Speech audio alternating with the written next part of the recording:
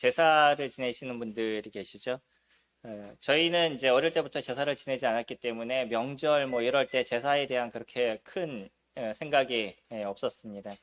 그러다 이제 저희 장인 어르신이 그, 어, 이렇게 제사를 지내러 가시는데 김포까지 가시는 게 조금 힘드셔요. 그래가지고 이제 모시고 간 지가 이제 몇 년 정도 됐는데 이렇게 모시고 가면 그 술을 거의 30몇 개를 이렇게 따르시더라고요.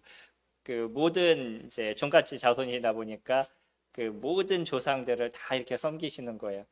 그 이제 이렇게 쳐다보고 있으면 술을 이렇게 따르셨다가 뭐 하시고 또 다시 버리시고 이렇게 쳐다보면서 왜 그럴까? 이제 왜 굳이 따랐다 버릴 거 못하러 하시나 뭐 이런 생각을 조금 합니다. 그러면서 이제 느끼는 게 그런 거예요. 그러니까 그때는 꼭 가셔야 되고 안 가시면 안 된다는 어떤 강박관념, 강박관념이라고 표현하면 안 되겠죠. 꼭 그런 생각을 이제 갖고 계시는 거죠.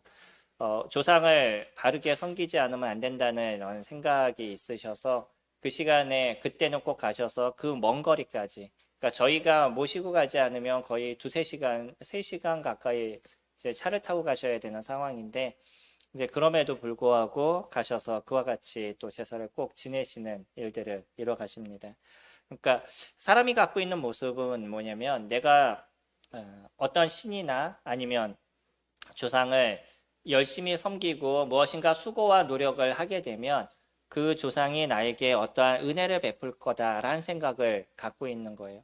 저희 사실 추석이라는 게 그런 거잖아요. 저희는 조상을 섬긴다라고 얘기하지만 추석의 실질적인 근원을 살펴보면 조상뿐만 아니라 집터에 있는 신을 섬기는 게 추석이에요. 그래서 우리 집터에서 나를 지금까지 도와준 그 신에게 감사를 지내는 시간이 이제 추석인 거죠. 물론 이제 요즘에 이제 젊은 세대나 요즘 분들은 그런 생각을 많이 배제했다 할지라도 여전히 조상을 섬겨야 되는, 조상에게 잘해야 되는 기본적인 이제 생각이 있으신 거죠. 우리의 선진에 대한 귀한 마음을 갖고 있는 것, 그것은 중요하다라고 생각이 됩니다. 그러나 그가 나에게 어떠한 도움을 줄 거라는, 그가 나에게 어떠한 은혜를 줄 거라는 생각들은 결국은 우리도 무엇인가 알게 모르게 우상을 섬기고 있는 그런 모습들이 되어져 가는 거죠. 그렇기 때문에 저희들에게 있어서도 제사에 대한 부분들, 이런 부분들을 어떻게 할 것인가라는 결단과 생각들이 필요하다라고 생각이 됩니다. 이런 것이 행위인 것이에요. 그러니까 사람들은 어떤 행위를 하고 내가 어떤 수고를 하고 이런 노력을 하게 되면 그것을 받는 분이 나에게 은혜를 베풀 거다라는 생각을 갖죠. 그래서 세상의 모든 신들의 기본적인 전제는 너희들이 나에게 이것을 바쳐봐. 너희들이 나에게 이렇게 수고해봐. 뭐 108번씩 절을 해봐. 그러면 이런 고행을 했으니까 내가 너에게 더 좋은 것을 줄게 라고 얘기하는, 그러니까 그가 무엇인가를 수고를 했었을 때 그 수고에 대한 대가를 주겠다라고 얘기하는 게 기본적인 신의 모습인 거죠. 그래서 네가 나에게 물질을 많이 줘봐. 그럼 내가 너에게 복을 줄게 라고 얘기하는. 근데 이런 어떤 자체에서 우리가 고민하게 되는 것은 그런 거예요. 물론 이제 우리가 하나님께도 10분의 1을 드리죠.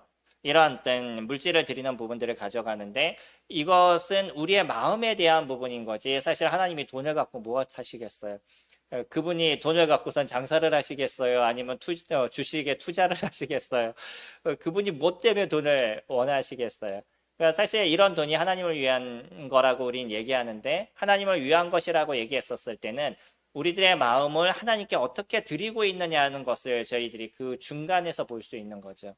그래서 우리의 물질을 드리고 우리의 수고를 드리고 또 아니면 우리의 시간을 드리는 이런 모든 것은 나의 마음이 어디에 있습니다 하는 것을 보여주는 모습인 거지, 사실은 하나님이 그 물질에 대한 것을 갖고 어떤 것을 하실 수 있는 그런 분이 아닌 거죠. 그렇기 때문에 어, 우리가 물질을 드리거나 주님 앞에 시간을 드리는 것의 중심이 무엇인가를 잘 생각해 봐야 되는데 일반적인 우상들의 모습은 더 많은 것을 원하고 더 많은 돈을 원하는 모습들이 있습니다. 제가 태국에 가서 보니까 태국의 어떤 사원을 이렇게 들어갔었어요. 근데 4층인가 5층까지 이렇게 그 불상들이 다 준비되어 있는데 매 층마다 헌금통이 있더라고요. 5층까지 올라간다, 6층까지 올라가는데 그 층층마다 헌금통이 다 있어요. 그리고 뭐 할 때마다 돈을 내야 되고, 뭐 얼마 전에 이제 다른 곳에 가봤을 때도 기와장 하나 이렇게 하는데 얼마, 뭐 등 하나 글씨 쓰는데 얼마, 모든 게 돈으로 다 되어져 있더라고요. 그래서 뭔가 그냥 이런 걸 보면서 조금씩의 어떤 고민들을 하게 됩니다. 결국 인간의 수고와 행위를 원하는구나. 그리고 사람들은요, 사실 이런 것을 조금 더 편하게 생각하게 되는 거예요. 내가 이만큼 수고했고, 내가 이만큼 돈을 냈기 때문에 그것에 상응하는 무엇인가 나에게 주어질 것 같은. 그러니까 보이는 거죠. 그 보이는 어떤 수고와 행위들, 이런 행위들에 따라서 나에게 무엇인가 올 거라는 그런 마음의 편안함과 안식을 사람들은 가지고 있어요. 그러니까 이 행위에 대해서 마음을 버리지 못하는 게 사람들의 모습인 거죠. 이거는 동일하게 우리가 지난해 살펴봤던 것처럼 유대인들의 모습들도 동일한 모습을 갖고 있는 거죠. 저희 오늘 히브리서 10장 말씀 같이 살펴볼 것인데,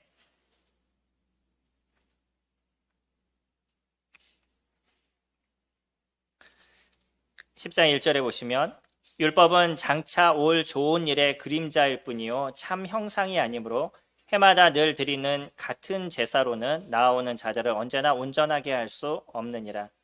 여기서도 동일하게 얘기하죠. 율법을 얘기할 때 이 율법, 그러니까 율법의 어떤 중심을 얘기하면 제사에 대한 부분입니다.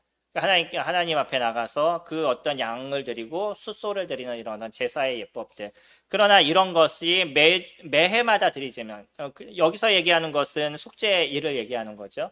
속죄일 날 1년에 한 번 가서 그 숫소를 드리고 그 염소를 드리는 이런 행위들, 이런 행위들은 항상 하지만 그러나 이것이 언제나 우리를 온전하게 할 수 없다는 거예요.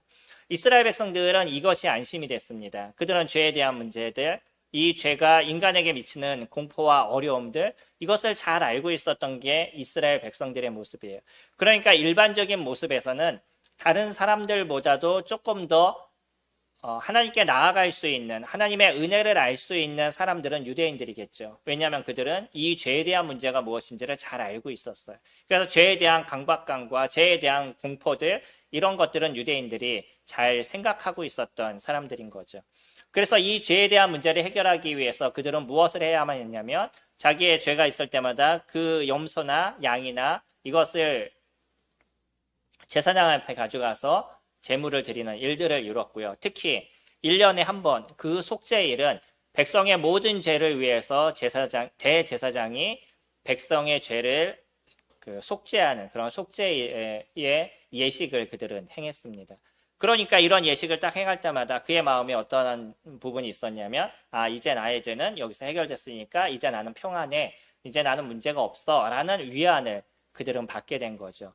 그러니까 이들에게는 1년에 한 번 나가서 그와 같은 행위를 하던, 아니면 자기가 문제가 있을 때 그 염소를 가서 제사장에게 끌고 가던, 이런 일들만 이루면 그렇게까지 두려움의 문제들이 없어져 가는 거예요. 그건 보이지 않는 어떤 것을 믿는 것보다 그냥 보이는 내 행위를 한번 이루면 거기에는 내가 물질도 투자되죠. 시간도 투자되죠. 내 힘도 투자되죠. 나의 어떤 노력과 수고가 그곳에 이렇게 들어가게 되니까 그런 수고를 이루고 났었을 때 마음의 쉼과 안식을 누리게 되는 거죠. 이게 이스라엘 사람들의 모습이었습니다. 그러니까 죄에 대한 그러한 두려움, 그 고통에 대한 부분들, 이런 부분이 이제 나에게는 없어진 것 같은 이런 생각들을 그들이 가져가게 된 거죠. 이거는 행위를 통해서 주님 앞에 나가는 사람들의 모습이 무엇인가를 저희들에게 잘 이야기를 해줍니다. 근데 문제가 뭔지 아시나요? 이들이 이런 행위를 통해서 주님 앞에 나가게 됐었을 때 그들이 하나님을 중심으로 그런 예물을 드렸던 것이 아니라 이들은 자기를 중심으로 그런 제물을 드렸다는 거예요. 관점의 차이가 어디 있는지 아시죠? 이들이 제물을 드릴 때 내가 이 일을 했으니까 나의 이런 어려움이 해결됐어. 나는 이렇게 염소를 드렸기 때문에 이제 나의 문제는 여기서 어려움이 없어진 거야. 나 죄의 문제는 여기서 해결이 된 거야. 이들의 생각은 다 어디에 있었냐면 자기중심적인 것에 있었어요. 하나님의 기뻐하심을 위해서 이와 같은 일들을 이루시고 하나님의 그 크심을 높이기 위해서 이와 같은 일들을 이루고 또 나의 그 연약함을 통해서 하나님 앞에 나아갈 수밖에 없는 존재임을 기억해서 그런 예물을 드리고 이런 일을 했다 그러면 그들이 드렸던 이 예물에 대한 거는 여전히 하나님의 그 말씀 앞에 놓여있는 그들의 중심이 되었을 거예요. 이런 사람들의 모습은 나중에 예수 그리스도 이 땅에 보내신 아들 예수 그리스도 그 메시아가 오시게 됐었을 때 그 메시아를 알아볼 수 있는 그런 사람들의 마음이 되었을 겁니다. 근데 그들은 그러지 않았어요. 이것이 이 시대를 살아가는 사람들의 모습들도 비슷하지 않을까요? 많은 사람들이 나름대로의 자기 어떤 수고와 노력을 합니다. 아까 말씀드린 것처럼 어떤 사람들은 그 한 종교에 가서 108번뇌를 드려요. 108번 동안 절해 보신 적 있으셔요? 그 얼마나 힘드신지. 예. 그런 수고를 하고 나면 마음의 후련함과 마음의 조금의 편안함을 갖게 됩니다. 참선을 하는 거죠. 이 심리적인 부분과 여러 가지가 같이 들어가요. 그러니까 그들은요, 내가 이런 수고를 했기 때문에 그 수고에 대한 대가가 나한테 있을 거라고 생각이 되죠. 교회도 마찬가지예요. 내가 주일날 주일 성수를 했습니다. 다른 어려움의 문제가 있음에도 불구하고 특히 이 추석날 그 친지들을 만나러 가야 되는데도 그것을 하지 않고 내가 나와서 예배를 드렸어요. 그러니까 내가 이런 예배를 드렸으니까 나는 그래도 잘하고 있구나라고 스스로 내 위안을 삼게 되는 거예요. 나는 그래도 10분의 1을 주님 앞에 드렸으니까 이런 드림의 삶을 나는 살았기 때문에 난 그래도 믿음의 삶을 잘하고 있구나라고 스스로 위안의 마음이 되어져 가는 거죠. 중심이 누구에게 있어요? 네, 자기에게 있는 겁니다. 이것이 차이인 거예요. 그러니까 똑같이 주님을 예배하는 모습인 것 같고 똑같이 주님 앞에 나오고 똑같이 수고하는 모습인 것 같은데 근데 관점의 차이가 완전히 달라지기 때문에 그 내용은 극과 극의 모습이 되어져 가는 거죠. 이게 동일한 행위를 놓을 때 행위를 갖고 우리가 얘기할 때 행위가 두 가지로 나눠지는 부분인 거예요. 어떤 사람은 행위를 통해서 자기의 죄가 없어지는 것처럼 생각을 갖는 거죠. 열심히 교회 나가고 열심히 봉사를 하고 열심히 수고를 하고 무엇인가 열심히 다 했기 때문에 이것을 통해서 나의 죄가 없어진 것 같은 난 여전히 하나님의 자녀인 것 같은 착각을 갖게 되는 모습이 되어져 가요. 근데 어떤 분은요 동일한 행위를 합니다. 근데 그 행위를 하는 그 이유가 뭐냐면 나에게 베푸신 그리스도의 은혜에 감사해서 그런 행위를 이루고요. 그리스도가 나에게 하신 그 모습이 나에게 베푸신 것에 난 당연히 주님 앞에 돌려드리는 것이 당연하다고 생각하기 때문에 그래서 나에게 주어진 물질의 10분의 1을 주님 앞에 드려요.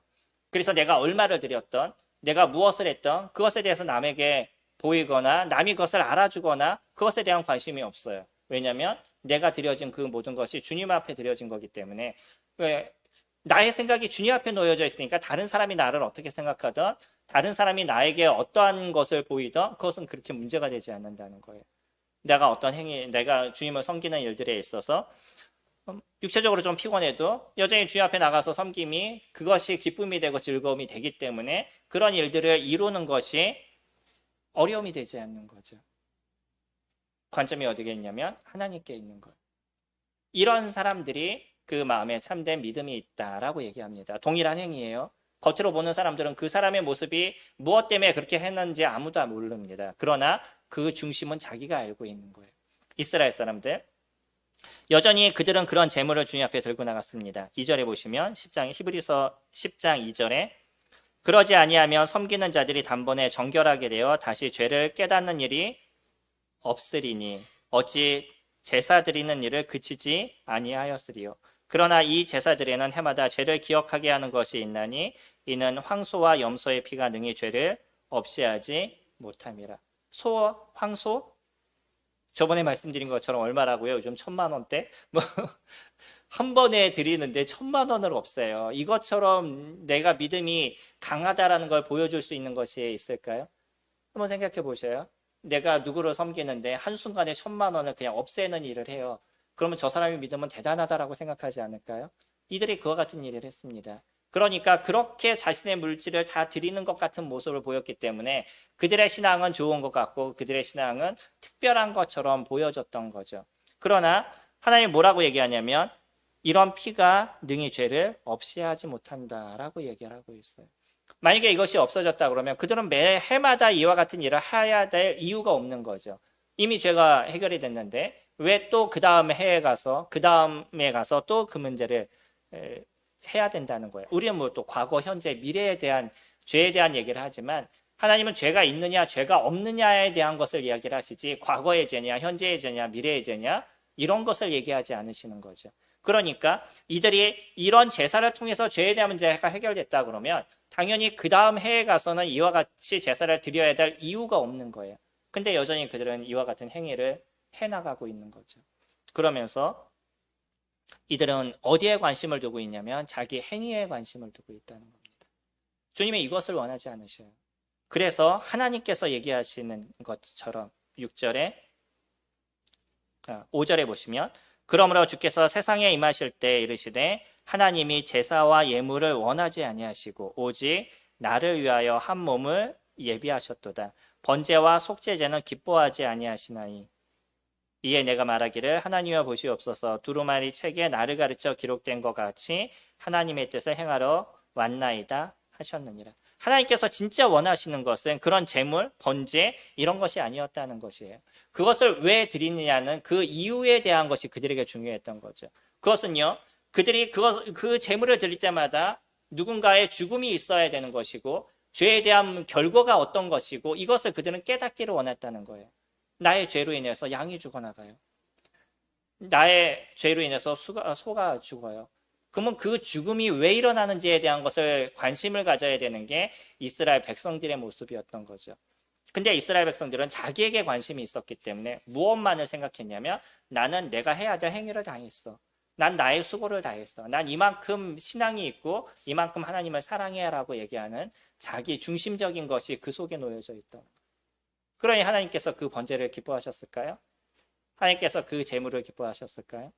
하나님께서는 분명히 제물을 드리라고 얘기하시고 번제를 드리라고 그러고 화목제를 드리라고 얘기하셨어요. 그런데 그것을 기쁘게 받으시는 건 뭐냐면 그들의 마음이 하나님께 있을 때예요.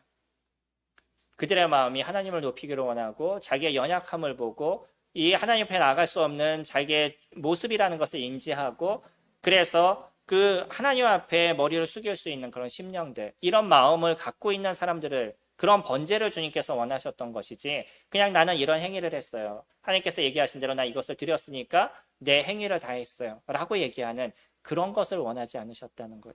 그래서 주님께서 얘기하실 때 그렇게 말하신 거죠. 제사와 예물을 원하지 않으셨다라고 얘기하는 거. 사람들의 관점들, 행위에 대한 관점들, 행위를 중요하게 우리가 여기게 되면 이런 것에 저희들의 마음을 빼앗길 때가 적지 않게 많이 있습니다. 이건 크리스찬들도 마찬가지예요. 크리스찬들이 주님을 섬기는 일에 있어서 주님을 섬깁니다라고 얘기하지만 어느 순간에 내 일에 더 관심을 갖고 있는 경우가 적지 않게 생길 때가 있다는 거죠.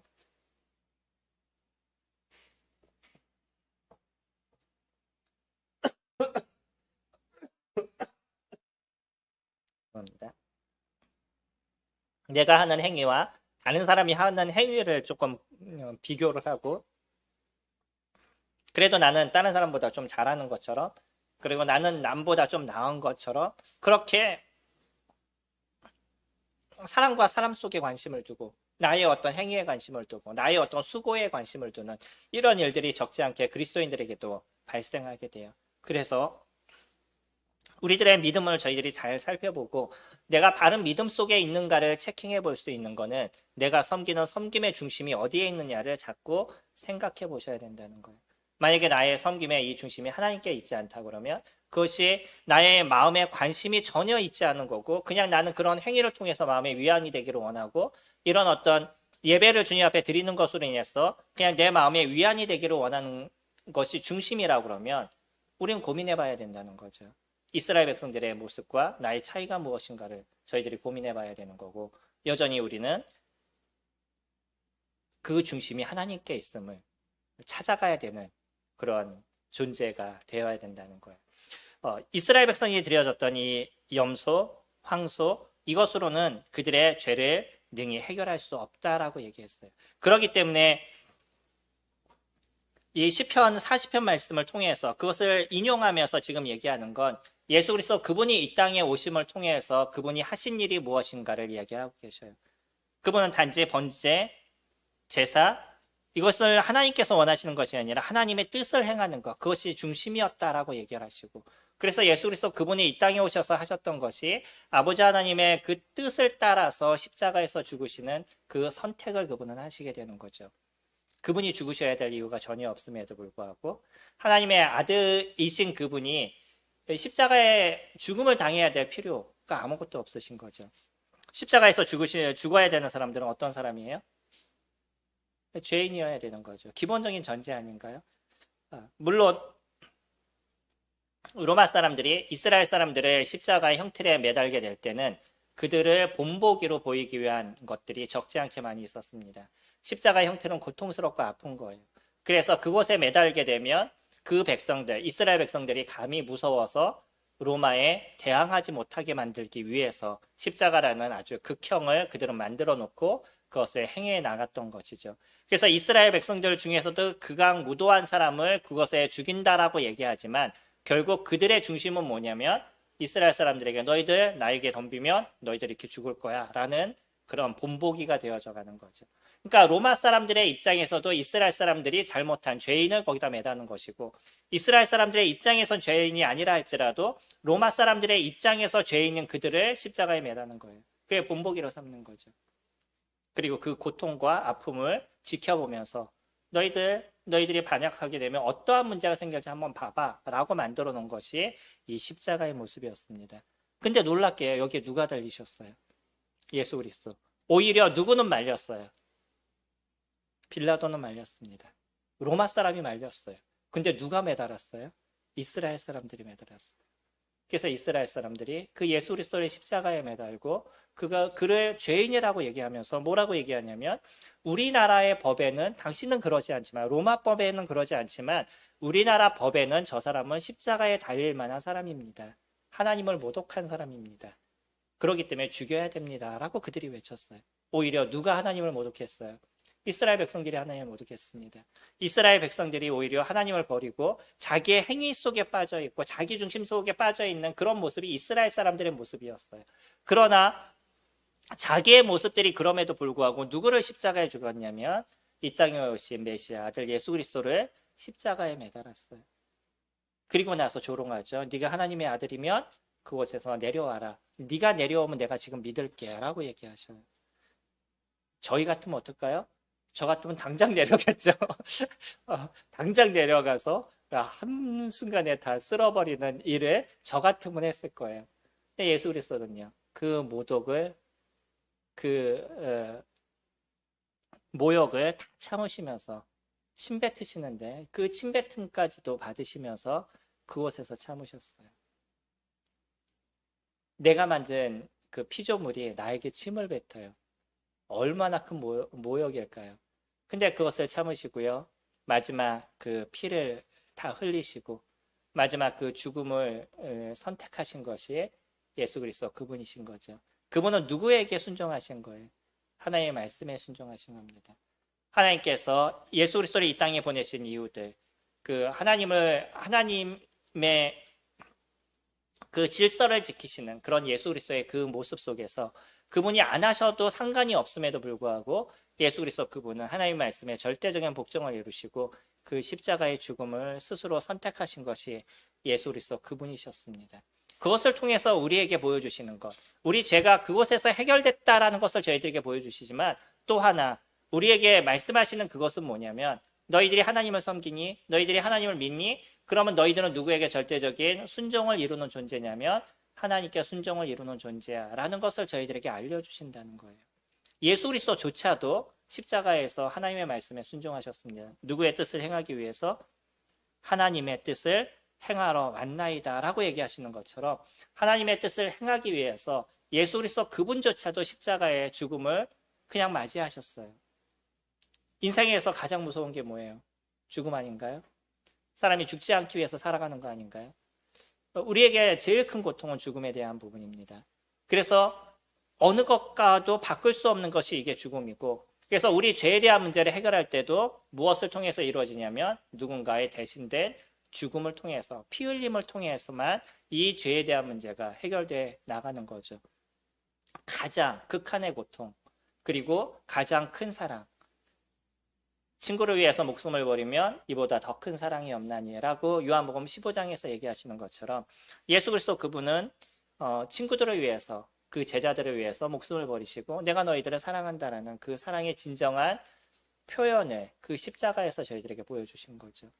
그분은 그것을 이뤘어요. 우리를 향해서 우리를 향한 사랑의 깊이가 얼마나 크다라는 것을 그곳에서 보여주셨고요. 그리고요 또 하나님에 대한 절대적인 순종이 어떤 것이다 라는 것을 저희들에게 그곳에서 보여주신 거죠. 그래서 예수 그리스도 그분은요, 그의 행위, 내가 이렇게 수고했으니까 너희들은 나를 알아줘야 돼. 이제 내가 너희들의 왕이야. 라고 얘기하시는 그런 것이 아니라 그분은 절대적인 하나님 앞에 순종하는 순종의 모습을 저희들에게 보여주셨다는 거예요. 자기중심적인 것이 아니라 하나님 중심적인. 이것이 십자가의 모습이었습니다. 그러니까 그것을 바라보거나 그것을 믿거나 그 안에 거하는 자는 어느 중심적인 삶이 우리 가운데 이루어져야겠어요? 하나님 중심적인 삶이 우리에게 자연스럽게 이루어져 나가는 거죠. 9절에 그 후에 말씀하시기를 보시옵소서 내가 하나님의 뜻을 행하러 왔나이다 하셨으니 그 첫째 것을 폐하심은 둘째 것을 세우려 하심이라. 이 뜻을 따라 예수 그리스도의 몸을 단번에 들이심으로 말미암아 우리가 거룩함을 얻었노라. 예수 그리스도 그분의 순종하심, 하나님의 뜻을 이루신 그 이루심을 통해 가지고 우리에게 어떤 것이 이루어졌냐면 단번에 죄사함이 이루어졌고요. 죄가 사해지는 것으로 끝나는 것이 아니라 하나님 앞에서 거룩함을 입은 존재가 되었다는 거예요. 거룩을 이룰 수 없는 존재, 사랑을 할 수 없는 저희들의 모습인데 우리들 내면에 일어나는 죄성과 죄에 대한 모습을 저희들이 들여다보면 우리가 감히 거룩하다 얘기할 수 없고 누구를 사랑한다 얘기할 수 없는 그런 존재가 저희들의 모습인데 근데 이런 자들을 하나님께서 어떻게 보시냐면 내가 너를 거룩하게 볼게 라고 얘기하신다는 거예요. 내가 너의 죄를 다 없다라고 생각할게 라고 얘기하신다는 거죠. 누가 그 일을 이루어 주셨기 때문에 예수 그리스도 그분이 그것을 이루어 주셨기 때문에 우리의 수고로 이루어진 것, 우리의 노력으로 이루어지거나 어떤 우리의 행위로 이루어진 것이 아니라 예수 그리스도 그분을 통해서 이루어지는 완전한 사랑의 일이었던 거죠. 그래서 우리가 이제 하나님 앞에 감히 머리를 들지 못하는 모습이지만 여전히 주님 앞에 나가서 주님 저희들을 거룩하게 하심에 감사를 드립니다 라고 고백할 수 있는 거예요. 이게 행위를 통해서 이루어진 사람은요 고개를 빳빳이 들고 이제 나는 거룩한 존재예요 라고 얘기하는 거예요. 차이가 뭔지 아시나요? 동일하게 거룩한 존재라고 얘기하는데 은혜를 통해서 이 거룩을 입은 자는 감히 하나님 앞에서 고개를 들고 내가 이렇게 거룩한 존재입니다 라고 얘기하지 못해요. 그러나 행위를 통해서 거룩함을 입었다라고 생각하는 사람들은 내가 이런 수고를 통해서 나갔어요. 내가 이런 수고를 통해서 그와 같은 것을 얻었어요. 라고 생각하니까 고개를 빳빳이 들고 내가 이제 거룩한 존재입니다. 라고 얘기한다는 거예요. 차이가 뭔지 아시겠어요? 자기의 수고는요. 언제나 자기중심적인 모습이 되어져 있습니다. 자기의 노력은요. 언제나 자기를 바라보는 그런 인생에 대한 부분인 거예요. 내가 수고를 했기 때문에 교회 성도들은 나를 알아줘야 되는 것이고 내가 이런 노력을 했기 때문에 하나님 나에게 복을 주셔야 되는 것이고 내가 이만큼 하나님을 섬겼기 때문에 하나님은 나에게 건강을 주셔야 되는 거예요. 다 어디에 있어요? 나에게 있는 거예요. 내가 무엇을 했고 내가 어떤 수고를 했고 내가 무엇을 이루었고 언제나 자기 이야기를 합니다. 그러나 하나님의 은혜를 정확하게 하는 예수 그리스도 그분의 죽으심이 이루어진 그 사랑과 그리스도 그분이 만드신 것이 무엇인지를 정확하게 아는 사람들은 감히 고개를 하나님 앞에 들고 내가 거룩합니다. 내가 이런 수고를 했습니다. 내가 이런 노력을 했습니다. 라는 이야기를 할 수 없다는 거죠. 왜죠? 우리가 거저 얻었기 때문에. 내가 수고를 통해서 이 거룩함을 얻은 것도 내가 어떤 노력을 통해서 이런 거룩함을 얻은 것도 내가 11조를 드려서 이런 거룩함을 얻은 것도 그런 것도 아니고요. 오직 예수 그리스도 그분의 죽으심에 대한 것. 그래서 그 예수 그리스도가 어떤 분인지를 저희들이 인지하고 그분을 믿는 그 믿음 하나를 통해서 우리에게 얻어진 거기 때문에 감히 이것을 갖고 주님 앞에 내가 이만큼 수고했어요 라는 이야기를 할 수 없다는 거예요. 이것이 믿음 안에 있는 사람들의 행위에 대한 모습인 거죠. 13절, 12절 오직 그리스도는 죄를 위하여 한 영원한 제사를 드리시고 하나님 우편에 앉으사 그 후에 자기 원수들을 자기 발등상이 되게 하실 때까지 기다리시나니 그가 거룩하게 된 자들을 한 번의 제사로 영원히 온전하게 하셨느니라. 그분은 이제 완전한 승리를 이루셨어요. 그리고 자기를 믿는 사람들을 온전하게 만들어 주신 거죠. 그분 한 분의 수고로 그분 안에 거하는 모든 사람들이 거룩함을 입고 그분 안에 거하는 사람들이 온전함을 입는 이와 같은 놀라움의 역사를 이루시고요. 거기서 끝나는 것이 아니라 자기를 바라는 사람을 위해서 다시 이 땅에 오실 그때를 저희들에게 약속해 주고 계시는 거죠. 그렇기 때문에 우리들은요. 그분의 그 죽으심과 그분의 의로우심을 통해서 내가 이런 의로움을 얻었기 때문에 내가 무엇을 자랑하거나 내가 어떤 수고를 이야기하거나 이럴 수 있는 모습이 저희들에게 되어지지 않는다는 거예요. 여전히 그리스도 그분을 통해서 우리가 섬김의 일들을 이루고 그리스도 그분을 통해서 이와 같은 의의 삶을 살아가는 것에 대한 감사를 드리는 그런 인생의 모습들이 되어져 가는 거죠. 우리들의 구원에 대한 건 오직 예수 그리스도 그분을 통해서만 이루어졌습니다. 그분의 죽으심을 통해서 이루어지신 거고 그분이 흘리신 그 피의 공로를 통해서 저희들에게 이루어 주신 거죠. 그래서 15절 보시면 또한 성령이 우리에게 증언하시되 주께서 이르시되 그날 후로는 그들과 맺을 언약이 이것이라 하시고 내 법을 그들의 마음에 두고 그들의 생각에 기록하리라 하신 후에 이제는 달라졌죠. 이스라엘 백성들에게 주어진 그 율법은 돌에다 새겼습니다. 또한 두루마리 책에 적어진 것이에요. 그러나 예수 그리스도 그분의 죽으심을 통해서 이루어진 이 율법은 이 법은 어디에 새겨졌냐면 저희들 마음 가운데 새겨졌습니다. 예수 그리스도를 믿는 사람들은 그 심령 가운데 하나님의 법이 새겨져 있어서 이제 당연히 예수 그리스도 그분을 섬기는 삶의 모습으로 저희들이 이루어져 가고 그리스도 그분이 나의 진정한 하나님임을 고백하는 삶을 저희가 살아가고요. 하나님의 말씀 앞에 당연히 순종하는 그런 모습을 이뤄가는 것. 그것이 우리 심령 가운데 생겨진 그러한 법에 대한 것이라고 얘기하죠.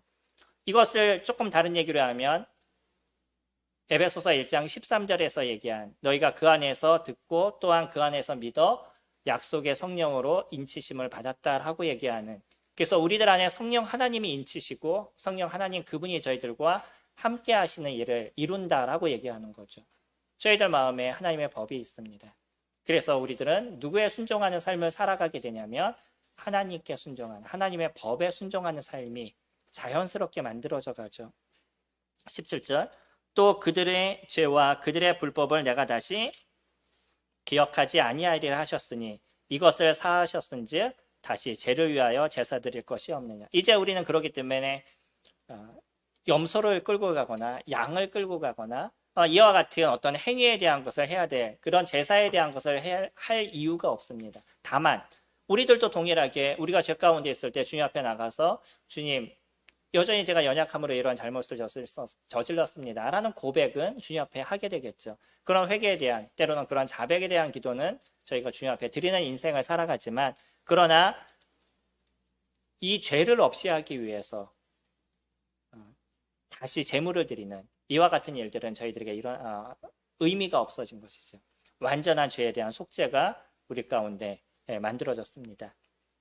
이런 사람들의 특징이 있어요. 19절에 보시면 그러므로 형제들아 우리가 예수의 피를 힘입어 성소에 들어갈 담력을 얻었나니 그 길은 우리를 위하여 휘장 가운데 열어놓으신 새로운 살 길이요 휘장 곧 그의 육체니라.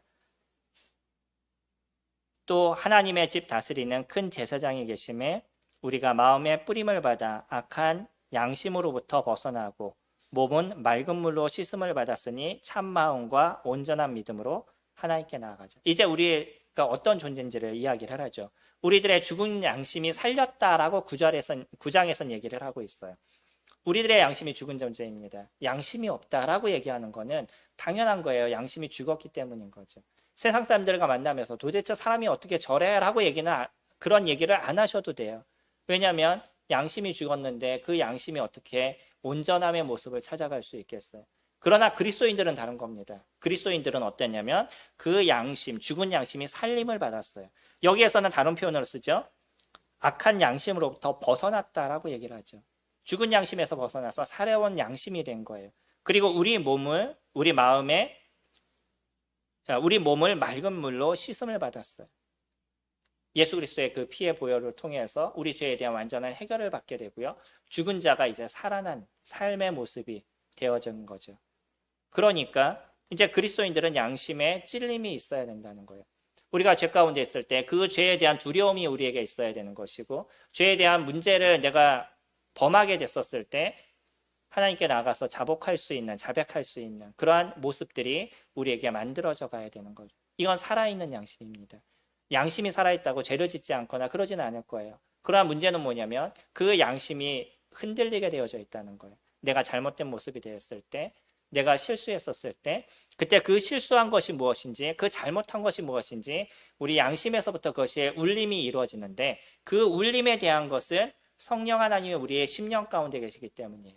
그분이 우리의 잘못과 죄에 대한 문제와 이런 부분들을 알게 하시고 깨닫게 하시고, 그래서 하나님 앞에 나아가게 하시는, 자기의 죄를 고백하게 하시는 그와 같은 일들을 성령 하나님, 그분이 저희들에게 이루어 주시는 거죠. 그래서 첫 번째 권고가 뭐냐면 하나님께 나아가자는 거예요. 그리스도인들은요, 바른 믿음 가운데 있는 그 삶들은요, 성도들은 어떤 일을 이루냐면 첫 번째 하는 행위가 하나님께 나아가는 행위입니다. 그러지 않으시나요, 성도님들? 오늘 주님 앞에 나온 그 이유가 무엇이에요? 다른 것보다도 더 중요한 게 하나님께 나와서 예배하는 것. 우리나라 고유의 명절 추석보다 더 중요한 것이 하나님이심을 우리가 인지하고 하나님께 나와서 예배드리는 이것을 포기하지 않는 것. 그것이 성도님들의 삶의 모습인 거죠. 하나님께 나아가는 것. 우리 양심에서부터 하나님께 나아가고 우리의 심령에서 나아가고 또 우리의 행위에서부터 그런 것이 이루어져 나가는 것. 이런 것이 우리에게 이루어지는 첫 번째 모습이고요. 두 번째 23절에 또 약속하신 이는 미쁘시니 우리가 믿는 도리의 소망을 움직이지 말고 굳게 잡아라. 우리의 믿는 도리의 소망은 무엇이죠? 예수 그리스도 그분이시죠. 그것을 움직이지 말아라 라고 얘기하고 있어요. 그리고 그것을 굳게 잡아라. 우리들의 살아가는 삶의 믿음이 그런 것이지 않으세요? 예수 그리스도 그분을 붙잡는 것. 그 삶의 모습에서 아니면 세상에서 얘기하고 있는 그 가치관과 세상에서 얘기하고 있는 온전함, 우리가 잘 살아가는 삶의 방식, 이런 것들을 아무리 사람들이 얘기한다 할지라도 우리는 옮기지 않는 것은 예수 그리스도 그분이신 거죠. 예수 그리스도 그분이 우리에게 얘기하시고 예수 그리스도 그분이 옳다라고 말씀하시는 그것을 저희들이 붙잡고 그것을 옮기지 않는 것, 그것이 저희들의 삶의 모습이 되어져 가는 거죠. 이것이 움직이게 되면 저희들의 양심의 문제에서 어려움이 생기기 시작하는 거예요. 우리가 하나님께 나아가는 문제가 힘들어지게 되어져 가는 거죠. 사람들은 신기한 게 있습니다. 심리적으로 보면요, 내가 잘못하면 더 화를 내요. 내가 잘못해놓고 누군가 그 잘못한 것을 지적하면 더 화를 내고 상대방이 더 잘못한 것처럼 더 이야기를 하죠. 내 양심에 찔렸기 때문에 그 찔린 것을 뭔가 좀 보호하기 위한 그런 심리가 저희들의 내면 속에 있는 거예요. 그때 우리가 가야 될 건 뭐냐면 하나님 앞에 나의 모습을 살펴보고 하나님 앞에 기도하는 그런 모습이 저희들에게 이루어져 나가야 되겠죠. 그래서요, 이러한 모습을 통해서 저희가 24절에 보면 서로 돌아보아 사랑과 선행을 격려하라 라고 이야기하고 있어요. 당연히 우리들의 모습에서 무엇이 드러나야 되냐면 사랑이 드러나야 하는 거죠. 그리고 선행이 드러나야 되는 거죠.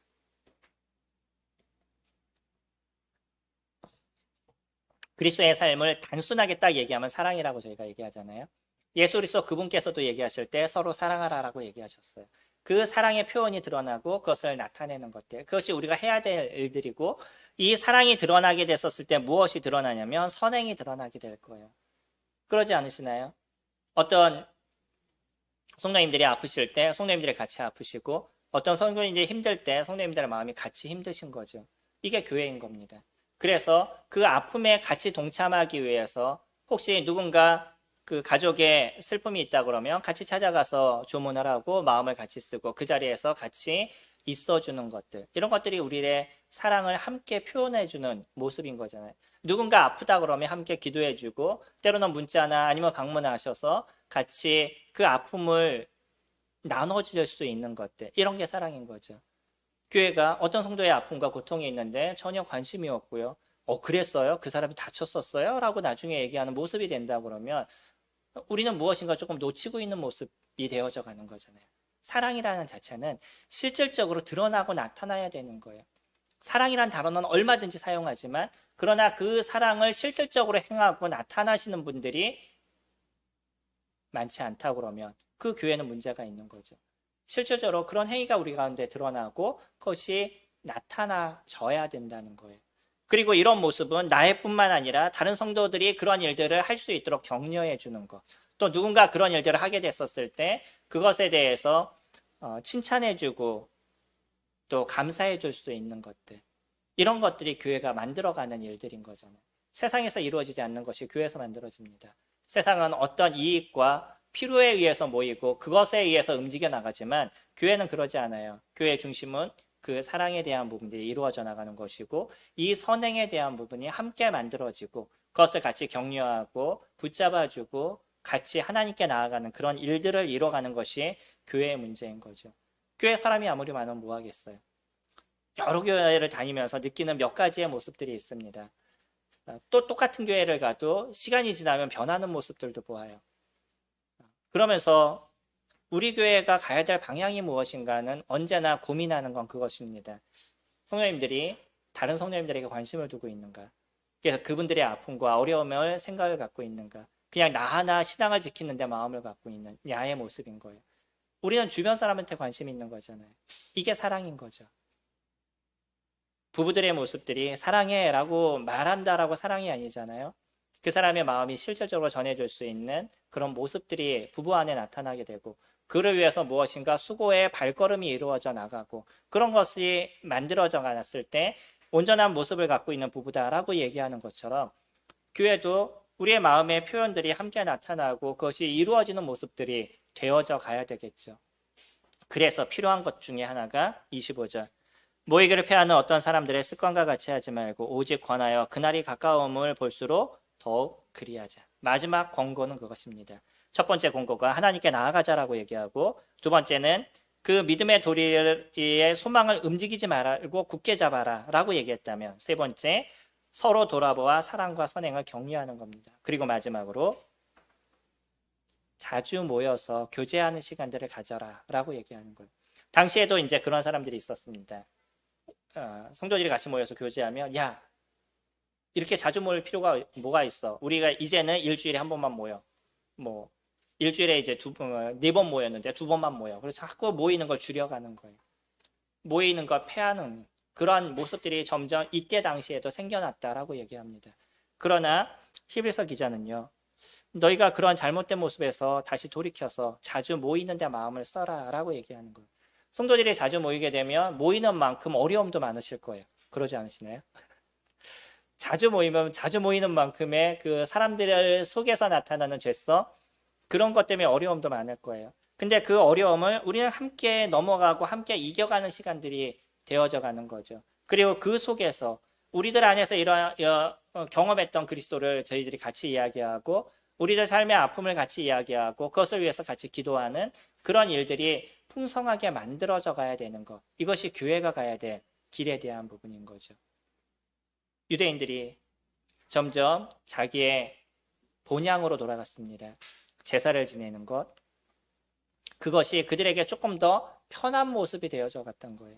그래서 자꾸 자신의 그 유대교로 넘어가고 있는 이 그리스도인들을 향해서 지금 히브리서 기자는 예수 그리스도 그분이 어떤 분인지를 다시 저희들에게 설명하고 너희들이 제사의 예식과 이런 행위들 이런 행위에 빠져 있는 그런 인생이 되어져 가는 것이 아니라 너희들이 진짜 찾아야 되는 것은 너희들의 눈이 하나님께 고정되어 있느냐 너희들의 눈이 예수 그리스도 그분 앞에 고정되어져 있느냐 그것을 이야기를 하고 있어요.